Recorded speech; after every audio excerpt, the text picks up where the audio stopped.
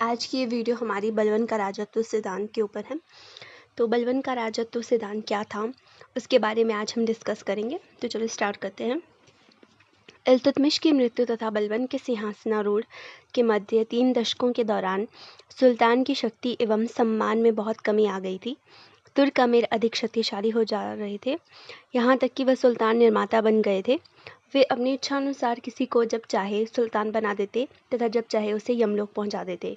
तुर्क अमीर सुल्तानों के साथ वैवाहिक संबंध स्थापित करके अपनी स्थिति को सुदृढ़ करने का प्रयास करते थे। वे अवसर देखकर सुल्तान के विरुद्ध विद्रोह करने से भी नहीं हिचकिचाते थे। इससे दिल्ली सल्तनत में अराजकता एवं अव्यवस्था फैली। बलबन इसे सहन करने को तैयार न था, अतः 1266 ईस्वी में जब वह सिंहासन पर बैठा तो उसने सुल्तान के गौरव को पुनः स्थापित करने के लिए उल्लेखनीय पग उठाए। नंबर 1 है राजा पृथ्वी पर ईश्वर का प्रतिनिधि। बलवन राजा के दैवीय अधिकार के सिद्धांत में दृढ़ विश्वास रखता था। उसके विचारानुसार राजा पृथ्वी पर ईश्वर की छाया, जिले इलाही जिसे कहा जाता है, अतः पृथ्वी पर राजा का पद सर्वाधिक पवित्र एवं श्रेष्ठ होता है। बलवन का यह विश्वास था कि किसी व्यक्ति को राजत्व दैवी इच्छा से प्राप्त होता है, न कि उत्तराधिकार अथवा बाहुबल से। जिस व्यक्ति पर ईश्वर की कृपा हो जाए, केवल वह व्यक्ति ही राजा बनता है। अतः राजा अपने कार्यों के लिए किसी सांसारिक शक्ति के प्रति उत्तरदायी नहीं है। दूसरा है उच्च घराने पर जोर। बलवन सदैव इस बात पर बल देता था कि ईश्वर ने राज्य करने का अधिकार केवल उच्च घरानों से संबंधित व्यक्तियों को ही दिया है। उसने अपने वंश को शाहनामा में वर्णित अफरासियाब नामक एक महान शासक से जोड़ा। उसने प्राचीन काल के महान शासकों के नाम पर ही अपने पौत्रों के नाम कैखुसरो एवं कैकुबाद रखे। इसके अतिरिक्त उसने समस्त सरकारी अधिकारियों और कर्मचारियों के वंशों की पड़ताल करवाई। केवल उच्च वंशों से संबंधित व्यक्तियों को ही उनके पदों पर रहने दिया गया तथा निम्न वंशों से संबंधित व्यक्तियों को अपने पदों से हाथ धोना पड़ा। तीसरा है निम्न लोगों से घृणा। बलवन निम्न लोगों से भी घृणा करता था। बलवन निम्न वंश के लोगों से बहुत घृणा करता था। उसका कथन था कि जब मैं किसी निम्न वंश के लोगों को देखता हूँ तो मेरे शरीर की प्रत्येक नाड़ी गुस्से से फूल जाती है। अतः उसका कहने का अर्थ है कि उसे जो नीचे जाति के लोगों से बहुत ज़्यादा ईर्ष्या है, वो उन्हें पसंद नहीं करता है। अतः बलवन ने सदैव अपने आप को जनसाधारण से जो है दूर रखा। वह उनसे बात करना भी पसंद नहीं करता था। इसी कारण उसने अपने राज्य से सभी निम्न लोगों को उनके पदों से हटा दिया था। एक बार जब उसके कुछ दरबारियों ने निम्न वंश से संबंधित कमाल महिपाल को अमरोहा में किसी पदवी पर नियुक्त किया तो बलवन बहुत क्रोधित हुआ तथा उसने उससे संबंधित व्यक्तियों को दंड दिए। बर्नी लिखता है कि एक बार फ़कर बाओनी नामक दिल्ली के एक अमीर ने राजमहल के अधिकारियों को रिश्वत देकर सुल्तान से भेंट करनी चाहिए, किंतु सुल्तान ने उनके निवेदन को अस्वीकार कर दिया। इसका कारण यह था कि भेंट का इच्छुक व्यक्ति निम्न वंश से संबंधित था। चौथा है दरबारी अनुशासन। बलवन ने अपने दरबार में कठोर अनुशासन लागू किया। इस संबंध में उसने ईरानी नियमों को अपनाया। बलवन का दरबार अपनी तड़क भड़क एवं भव्यता के लिए बहुत विख्यात था। वह सदैव बहुमूल्य वस्त्र धारण कर दरबार में प्रवेश करता था, जिससे दर्शकों की आंखें चकाचौंध हो जाती थी। सुल्तान ने सदैव भयभीत करने वाला व्यक्तित्व प्रदर्शित किया। वह दरबार में स्वयं कभी नहीं हंसता था तथा न ही किसी अन्य को इसकी अनुमति देता था। उसने शराब के सेवन एवं नाच गाने पर भी प्रतिबंध लगा दिया। उसके सभी दरबारी उसके समक्ष अपने अपने स्थान पर खड़े रहते थे। सुल्तान की अनुमति के बिना वे उससे बात करने का साहस नहीं रखते थे।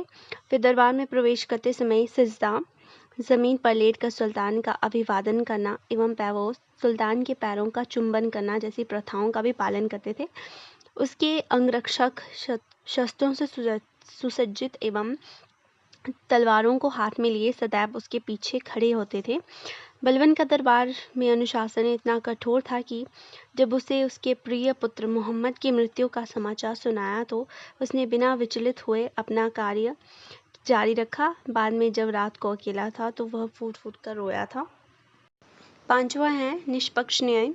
बलबन निष्पक्ष न्याय को सुल्तान का सर्वोच्च दायित्व समझता था। न्याय प्रशासन में उसकी गहरी आस्था थी। न्याय करते समय वह अमीर गरीब का कोई भेदभाव नहीं करता था। इस संबंध में वह अपने रिश्तेदारों तक को माफ़ नहीं करता था। एक बार बदायूं के इक़्तिदार मलिक बकबक ने किसी कारण अपने गुलाम को इतना पीटा कि उसकी मृत्यु हो गई। जब उसकी विधवा ने सुल्तान से इस संबंध में शिकायत की तो सुल्तान ने उस विधवा के सम्मुख मलिक बकबक को पिटवा कर मार डाला। इसी प्रकार जब अवध के इक़्तिदार हैबत खान ने अपने एक नौकर की हत्या कर दी तो उसने उसकी विधवा को 20,000 टंके देकर अपनी जान छुड़वाई। टंके उस समय की मुद्रा का नाम था। इन कठोर दंडों के कारण एवं निष्पक्ष न्याय के कारण बलबन की प्रतिष्ठा बहुत बढ़ गई और साम्राज्य में भी सुरक्षा स्थापित हुई। लास्ट है खलीफा से स्वीकृति।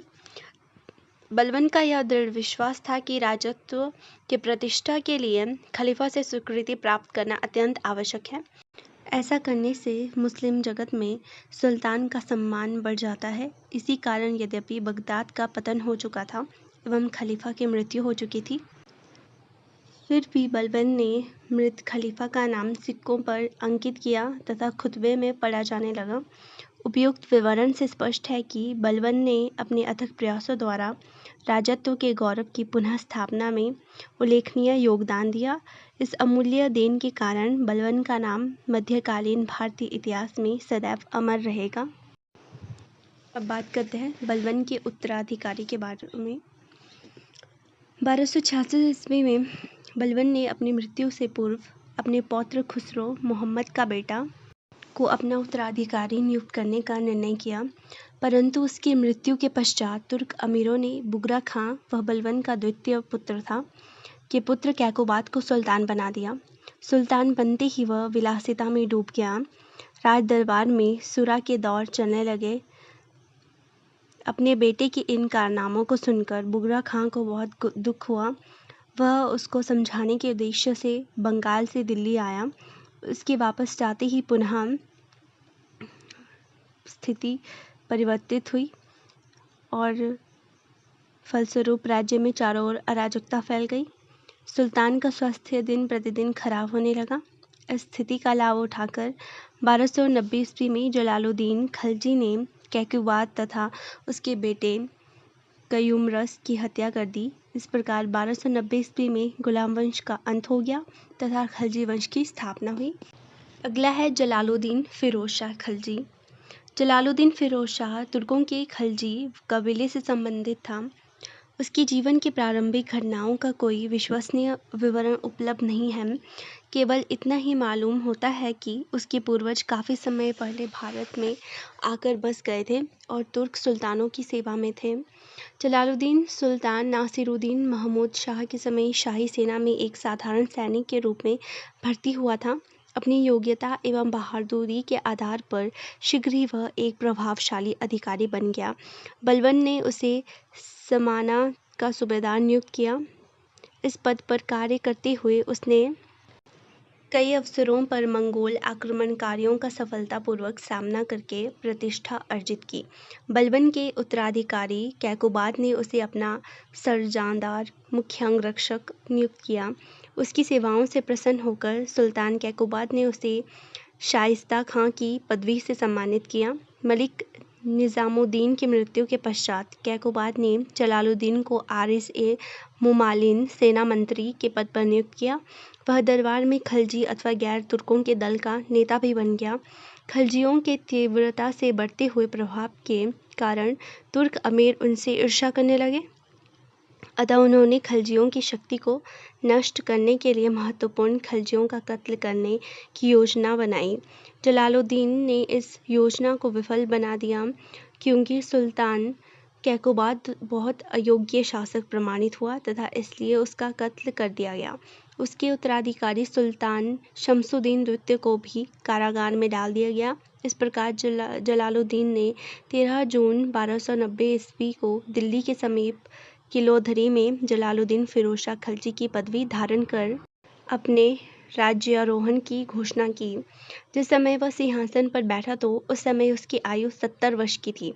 उसने 1296 ईस्वी तक शासन किया। जलालुद्दीन फिरोज शाह खलजी की समस्याएं। 1290 ईस्वी में जब जलालुद्दीन फिरोज शाह खलजी सुल्तान बना तो उसके समक्ष अनेक समस्याएं थी। प्रथम, जलालुद्दीन ने बलबन के वंशजों की हत्या करके सिंहासन प्राप्त किया था। अतः वह केवल राजसत्ता का अपहरण करता ही नहीं अपितु एक नृशंस हत्यारा भी था। प्रजा राजवंश के इस परिवर्तन के लिए न तो तैयार थी तथा न ही वह इस कृतघ्न कार्य के लिए जलालुद्दीन को क्षमा करना चाहती थी। द्वितीय, जलालुद्दीन में कुलीनता की कमी थी। उसका जन्म एक साधारण कुल में हुआ था। उस समय लोगों का ऐसा विश्वास था कि राजवंश का संस्थापक किसी कुलीन घराने से ही संबंधित होना चाहिए। तृतीय, तुर्क अमीरों तथा गैर तुर्क अमीरों का पारस्परिक तनाव और बढ़ गया था। तुर्क अमीर पुनः सत्ता प्राप्त करने के उद्देश्य से अफसर की तलाश में थे। चतुर्थ, जलालुद्दीन कुछ समय पहले एक निम्न पद पर नियुक्त था अतः उसने ऊंचे पदों वाले अमीर उससे सुल्तान मानने को तैयार नहीं थे। पांचवा, सुल्तान में उन सभी गुणों का अभाव था जिनका 13वीं शताब्दी के शासक में होना नितांत आवश्यक था। वह एक वृद्ध था जिसमें प्रेरणा एवं उल्लास का अभाव था। वह व्यर्थ के रक्तपात तथा युद्धों से घृणा करता था। अतः महत्वाकांक्षी अमीर सुल्तान से असंतुष्ट थे। छठा, मंगोल आक्रांता सीमावर्ती प्रदेशों पर मंडरा रहे थे। अगला है जलालुद्दीन फिरोज शाह खलजी की गृह नीति। जलालुद्दीन फिरोज शाह खलजी एक उदार और दयालु स्वभाव का सुल्तान था। उसने अपने पूर्ववर्ती सुल्तानों की भय और आतंक की नीति को त्याग कर प्रेम और सद्भावना पर आधारित सर्वथा एक नवीन नीति का पालन किया। उसने अपराधियों को कठोर दंड देने की अपेक्षा उनके मानवीय गुणों को प्रोत्साहित करने पर बल दिया। उसने तुर्क अमीरों की भावनाओं को ठेस न पहुंचाने के उद्देश्य से उन्हें उनके उच्च पदों पर आसीन रहने दिया। उसने बलबन के सिंहासन पर यह कहकर बैठने से इनकार कर दिया कि वह उस सिंहासन पर कैसे बैठ सकता है जिसके सामने वह भय और सम्मान से घंटों खड़ा रहा करता था। वह बलबन को याद कर फूट फूट कर रोता था। वह मानव जीवन को मूल्यवान समझता था अतः वह व्यर्थ के रक्तपात के पक्ष में न था। वह अपने अमीरों से एक सुल्तान की भांति नहीं अपितु एक मित्र की भांति व्यवहार करता था। सुल्तान जलालुद्दीन की गृह नीति के संबंध में अब हम चर्चा करेंगे। नंबर 1 है मलिक छज्जू का विद्रोह। जलालुद्दीन फिरोज शाह खलजी के शासनकाल की प्रथम उल्लेखनीय घटना मलिक छज्जू का विद्रोह था। वह स्वर्गवासी सुल्तान बलबन का भतीजा था। वह कड़ा और मानिकपुर का सूबेदार था। शाही खानदान से संबंधित होने के कारण वह स्वयं को दिल्ली सल्तनत का वास्तविक उत्तराधिकारी समझता था। अतः जलालुद्दीन के राज्यारोहण के केवल 2 माह पश्चात ही अगस्त 1290 ईस्वी में मलिक छज्जू ने सुल्तान के विरुद्ध खुला विद्रोह कर दिया। उसने सुल्तान मुगीसुद्दीन की पदवी धारण की, अपने नाम के सिक्के जारी किए तथा खुतबा पढ़वाया। अवध का सूबेदार अमीर अली, अनेक तुर्क अमीर तथा कुछ स्थानीय हिंदू जमींदार मलिक छज्जू से जा मिले। उसने अपने पूर्वजों का सिंहासन प्राप्त करने के उद्देश्य से एक विशाल सेना के साथ दिल्ली की ओर प्रस्थान किया। इस विद्रोह की सूचना मिलते ही जलालुद्दीन ने अपनी सेना को एकत्र होने का आदेश दिया। वह स्वयं इस विद्रोह को कुचलने के लिए दिल्ली से निकल पड़ा। सेना के अग्रिम दल का नेतृत्व उसके पुत्र अरकली खां ने किया। बदायूं के स्थान पर अरकली खां के सैनिक मलिक छज्जू के सैनिकों पर टूट पड़े। यह युद्ध बहुत भयंकर था। इस युद्ध के अंत में अरकली खां विजय रहा। मलिक छज्जू भाग खड़ा हुआ किंतु अरकली खां के सैनिकों ने उसे तथा उसके कुछ समर्थकों को बंदी बनाने में सफलता प्राप्त की। उन्हें जंजीरों में बांधकर तथा चिथड़े कपड़ों में सुल्तान के सम्मुख उचित सजा के लिए प्रस्तुत किया गया। उनके चेहरे भयभीत थे। उनकी दयनीय दशा को देखकर सुल्तान का हृदय द्रवित हो गया। उसने तुरंत विद्रोहियों को बंधन मुक्त करने, स्वच्छ वस्त्र पहनाने तथा दावत का आदेश दिया। दावत पर उन्हें मदिरा प्रस्तुत की गई जैसे वे सुल्तान के अतिथि हों। सुल्तान ने मलिक छज्जू के समर्थकों की यह कहकर प्रशंसा की कि उन्होंने स्वर्गीय सुल्तान बलबन के भतीजे मलिक छज्जू के प्रति वफादारी प्रकट करके उचित कार्य किया है। यह सुनकर दरबारी आश्चर्यचकित रह गए। अहमद वह सुल्तान जलालुद्दीन का भांजा था तथा बारबक के पद पर नियुक्त था, ने सुल्तान को विद्रोहियों को कड़ा दंड देने का परामर्श दिया, क्योंकि ऐसा न करने से राज्य के अन्य विद्रोहियों को प्रोत्साहन मिलेगा। जलालुद्दीन का कहना था कि वह क्षणभंगुर राज्य के लिए एक भी मुसलमान का वध नहीं कर सकता। यद्यपि वह मुसलमानों का रक्तपात बहाए बिना सिंहासन पर अधिकार नहीं कर रख सकता, तो वह ऐसे सिंहासन का त्याग कर देगा। मलिक छज्जू व उसके सहयोगी सुल्तान ने के इस बर्ताव से इतने प्रसन्न हुए कि भविष्य में उन्होंने कभी भी विद्रोह नहीं किया। नंबर 2 है चोरों और ठगों के प्रति उदार नीति। सुल्तान जलालुद्दीन फिरोज शाह खलजी की उदार नीति के कारण चोरों एवं ठगों का साहस बहुत बढ़ गया। उन्होंने दिल्ली के आसपास अपनी गतिविधियां फिर से तीव्र कर दी। सुल्तान राज्य में भंग हो रही कानून व्यवस्था को सहन करने के लिए तैयार न था, अतः उसने चोरों और ठगों के विरुद्ध पर्याप्त कार्रवाई करने के लिए सैनिक दस्तों को भेजा। इन सैनिक दस्तों ने अनेक चोरों एवं ठगों को बंदी बनाकर सुल्तान के समक्ष पेश किया। सुल्तान ने उन्हें कड़ा दंड देने की अपेक्षा उन्हें भविष्य में ईमानदारी का जीवन व्यतीत करने का उपदेश दिया।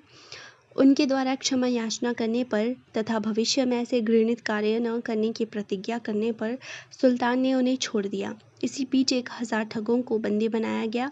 सुल्तान ने उन्हें भी अच्छे मार्ग पर चलने का उपदेश दिया। उन्हें क्षमा प्रदान की गई तथा नावों में बैठाकर बंगाल छोड़ दिया गया। सल्तनत के इतिहास में इस कोटि के अपराधियों के साथ इतनी उदारता का व्यवहार कभी नहीं किया गया था। अपराधियों को दंडित किए बिना मुक्त करने की इस नीति के कारण राज्य के अमीरों ने सुल्तान की आलोचना की, परंतु वह इस नीति पर अटिक रहा। तीसरा है विद्रोही अमीरों के प्रति उदार नीति। सुल्तान जलालुद्दीन फिरोज शाह खलजी की असीम उदारता के कारण लोगों के हृदय से राजदंड का भय एवं आतंक लुप्त हो गया था। ऐसे अवसर का लाभ उठाकर राज्य के अमीर सुल्तान के विरुद्ध षड्यंत्र रचने लगे। इन अमीरों में ताजुद्दीन भी एक था। वह सुल्तान बनने का स्वप्न देख रहा था। एक दिन उसने अपने घर उन अमीरों को दावत पर बुलाया जो सुल्तान की नीतियों से अप्रसन्न थे। मदिरा के नशे में इन अमीरों ने सुल्तान की कटु आलोचना की और ताजुद्दीन को संबोधित करते हुए कहा कि सुल्तान के योग्य तो तू है, न कि जलालुद्दीन। एक अमीर ने यहाँ तक कह दिया कि वह तलवार के एक ही वार से सुल्तान का सिर खरबूजे की तरह काट देगा। गुप्तचरों ने इस षड्यंत्र की सूचना सुल्तान को दी। अगले ही दिन जब ये सभी अमीर दरबार में इकट्ठे हुए तो सुल्तान जलालुद्दीन ने पिछली रात की घटना का विवरण देते हुए अपनी तलवार उन अमीरों की ओर फेंक दी तथा चुनौती दी, तुम में से जिस किसी की भी इच्छा है मुझसे युद्ध करें। मैं देखना चाहता हूँ कि तुम कितने वीर और साहसी हो। सुल्तान की इस चुनौती को सुनकर सभी अमीर स्तब्ध रह गए, क्योंकि वे समझते थे कि सुल्तान को उनकी गतिविधियों के बारे में कुछ भी पता नहीं चलेगा। स्थिति को नियंत्रण में लाने के उद्देश्य से मलिक नुसरत सुबह ने विनम्रतापूर्वक सुल्तान से कहा, हम में से कौन ऐसा मूर्ख होगा जो आप जैसे दयालु सुल्तान का विरोध करेगा। इस चाटुकारिता के कारण सुल्तान का क्रोध शांत हो गया। उसने सभी विद्रोही अमीरों को क्षमा कर दिया, किंतु उन्हें राजधानी से दूर भेज दिया तथा 1 वर्ष तक दिल्ली आने पर प्रतिबंध लगा दिया। सुल्तान द्वारा विद्रोही अमीरों को इस प्रकार क्षमा करने की नीति राज्य के लिए घातक प्रमाणित हुई। नंबर 4 है सिद्दी मौला का कत्ल। सिद्दी मौला ईरान का एक फ़कीर था जो बलबन के शासनकाल में दिल्ली बस गया था। वह पाकपटन अजोधन के शेख फरीदुद्दीन गंज शक्कर का शिष्य था। शेख फरीद ने, जो सिद्दी के स्वभाव से परिचित था, को राजनीति से दूर रहकर आत्मचिंतन करने का परामर्श दिया था। सिद्दी मौला ने दिल्ली में एक विशाल खानकाह बनवाई जहां लोगों को मुफ्त भोजन मिलता था। इस खानकाह पर इतना अधिक धन व्यय किया जाता था कि बड़े से बड़ा अमीर भी इतना खर्च करने का साहस नहीं करता था। वह लोगों से कोई धन नहीं लेता था, अतः लोगों का यह विश्वास था कि वह तंत्र विद्या द्वारा धन एकत्र करता था। वह ब्रह्मचर्य का जीवन व्यतीत करता था तथा अपने लिए कोई दास या दासी नहीं रखता था। धीरे धीरे उसके अनुयायियों की संख्या बढ़ने लगी। सुल्तान का ज्येष्ठ पुत्र खान खाना भी उसका परम शिष्य बन गया। उसके पास आने वालों में ऐसे अमीरों की संख्या बढ़ने लगी जो सुल्तान की नीतियों से असंतुष्ट थे। इस प्रकार सिद्दी मौला राजनीति में उलझ गया। इन अमीरों ने सुल्तान जलालुद्दीन की हत्या का षड्यंत्र रचा। इस षड्यंत्र के अनुसार यह निर्णय किया गया कि सुल्तान की हत्या करके सिद्दी मौला को खलीफा नियुक्त किया जाए तथा उसका विवाह बंगाल के सुल्तान नासिरुद्दीन की एक पुत्री के साथ कर दिया जाए ताकि उसका राजवंश के साथ संबंध जोड़ा जा सके। इस षड्यंत्र की सूचना जब सुल्तान जलालुद्दीन को मिली तो वह क्रोध से आग बबूला हो गया। उसने तत्काल सिद्दी मौला एवं उसके समर्थकों को बंदी बनाकर दरबार में प्रस्तुत करने का आदेश दिया। इस आदेश का तुरंत पालन किया गया। सिद्दी मौला व उसके समर्थकों को बंदी बनाकर